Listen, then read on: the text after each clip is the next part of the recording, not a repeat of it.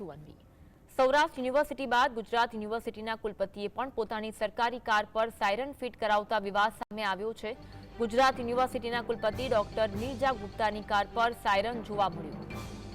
GSTV ન્યૂઝની ટીમે કારનું shooting કરતા ડ્રાઈવર કાર લઈને ફરાર થયો। મહત્વનું છે કે જો કે સરકારના નિયમ મુજબ ઇમરજન્સી વાહનો પર જ સાયરન લગાવી શકાય છે। મોટર વ્હીકલ રૂલ્સ 119ના નિયમ મુજબ ઇમરજન્સી વાહનો પર સાયરન લગાવી શકાય।